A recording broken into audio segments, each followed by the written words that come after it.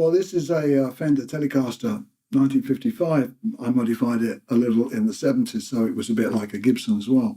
And that was because we were about to record the Relayer album. And I decided that after several albums featuring Gibson guitars, that I'd bravely go into the area I hadn't used before, which is the fantastic sound of Fender guitars. So Relayer was a product of that. And inescapably, I've loved Telecasters more ever since then, and continue to use them in all my work. Well, Mirror to the Sky starts with this guitar.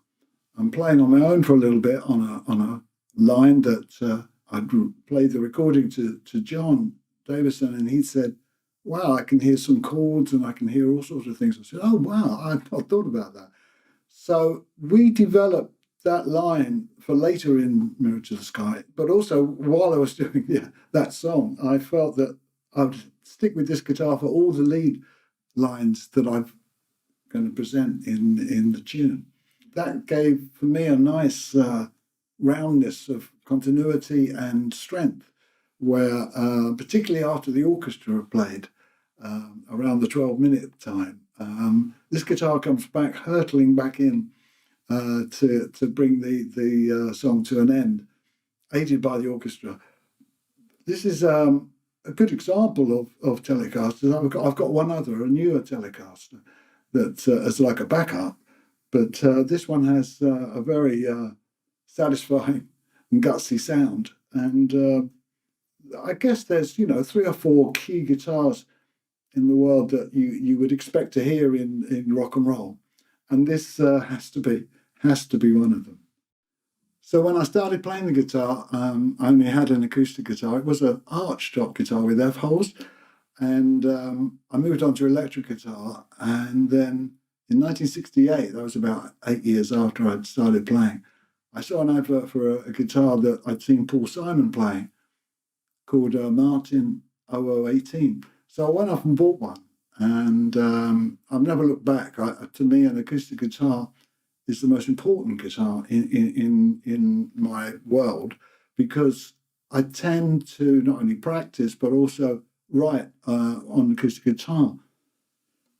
Occasionally ideas have come up on electric, like Mirror to the Sky definitely came up on electric. So there is a dualism about this, but acoustic guitar is a lot where I do my work and structural thinking. So there most probably isn't a song on any of these on Mirror to the Sky or the Quest. It doesn't have some sort of a Martin somewhere with me ploughing away. And that's because, like a piano, an acoustic guitar is a very stable sound. It's familiar to us. We know what it is. The minute you hear it go pling, it's an acoustic guitar. And but it has a very, in the spectrum of sound, it has a very important place. There most probably won't be many times when I don't present music where there's some sort of rhythm guitar. Solo guitar playing is it's at the top of the pyramid, if you like, in my thinking, because that's been my most rich output of music that I could have done, from Clap to Mood for a Day, and then another 30 tunes that I've written, compiled on my Motif series. So basically, acoustic guitar is the go-to instrument. It's the instant, not gratification, but instant result that you can get from an instrument without plugging in or doing anything else, really, without disturbing other people. Acoustic guitar is a wonderful voice, if you like, for your thinking. And I often sit and just noodle, or sometimes if I'm playing something, an idea comes. Like very often when I pick up a guitar, I do actually get ideas as opposed to sit there practicing, and I'll take them down and use them to my benefit later. Yeah, so after I've been playing about 4 or 5 years, I took my dad into fronting the purchase of a really great guitar. I thought if I was going to go somewhere doing this, I have to have at least the best available guitar. This is a guitar I chose, and when we went to the shop, we were very disappointed we didn't have one. So I said, no, I want a 175D. And they went, no, we haven't got any, but we can order one for you. So 2 months later, I went back, and this is the guitar that was waiting for me. I went back and stared at it in my bedroom for a very long time, believing that this was work of art. You know, it's a beautiful shape, beautiful design. And over the years, I developed gauging that I really love on this. And it's kind of unusual: 12, 12, 16, 26, 40, 50. So it's kind of hard and soft. It's got a little bit, but it's firm. It's stable. So anyway, this guitar's been part of my life story since then. So it's been on just about every record I've ever made somewhere, sometimes very heavily featured.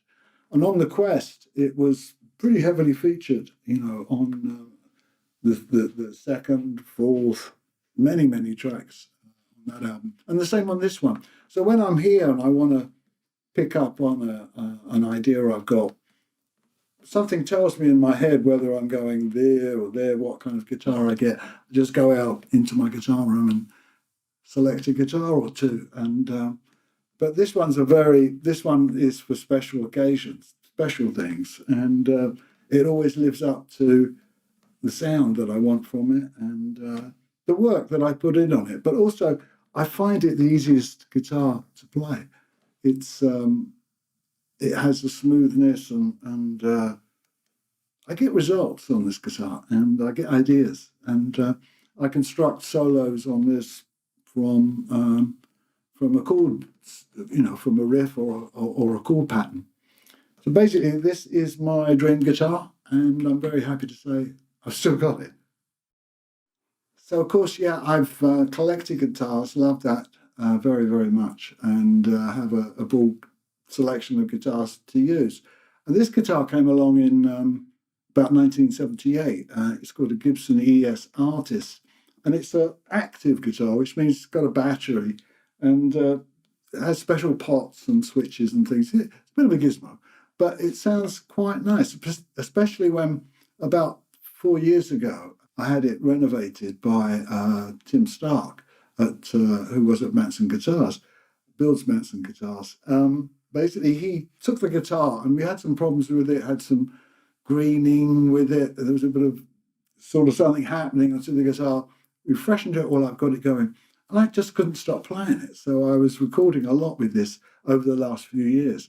So basically, what it does for me is it's a nice fresh sound.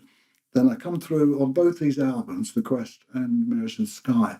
You know, if a song's been sitting around for a while and it's building up nicely, and then there's a moment where we devise we need some guitar bass or something, and I pull this out, I'll just go right there. You know, if it's the right guitar for that moment, then I get some nice thematic or melodic lines going. And so this guitar's been unusual because the other part of the story is I used this guitar for a very long time with Asia in the original years and in the reunion years. So that's a lot of playing. This guitar was my main Asia guitar. But strangely enough, I never felt that that was the end of it. So although I'm not really playing with Asia anymore, this guitar's had new life. It's found in Yes and my solo work. Well, my goals as a guitarist changed quite a bit as my ideas broaden out to think about the guitar as a family of instruments, you know, that all had strings and most of them had frets and, you know, maybe I can do this or do that. But even before I started playing the guitar, I was really quite astounded to hear the sound of a steel guitar, sometimes pedal steel guitar, particularly by Speedy West or more sort of like popular music style Santo and Johnny. So I heard this guitar and I thought, oh yeah. So as I started buying guitars in the early 70s to use as a platform to go into these different areas, one of the first things I bought was actually it was a Gibson steel guitar that you played on your lap. So you got a Fender like this with two necks that is notoriously the Yes part of the Yes sound. what I found was that there were things I wanted to play on the guitar, but didn't really know how to. But when I went to a steel guitar, I could do those same things, and like the vibratos and the slides, the move between notes, somehow it's very graceful. So it's got a particular kind of voice.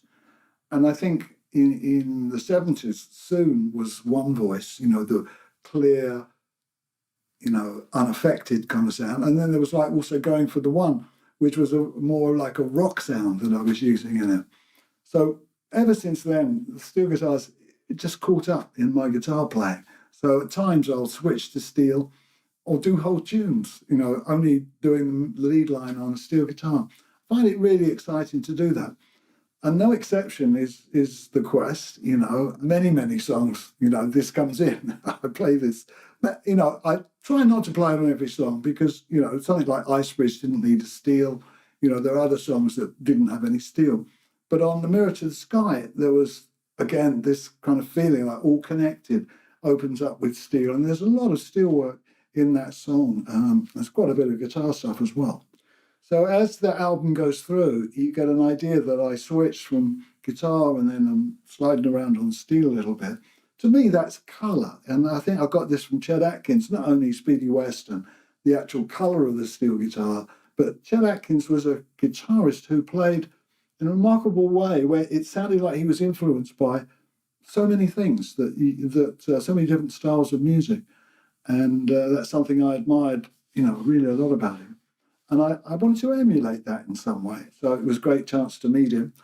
And I wish I'd met, some of the great steel guitarists of the time. I liked Jimmy Day very much as well, who was a very, very, very clever player.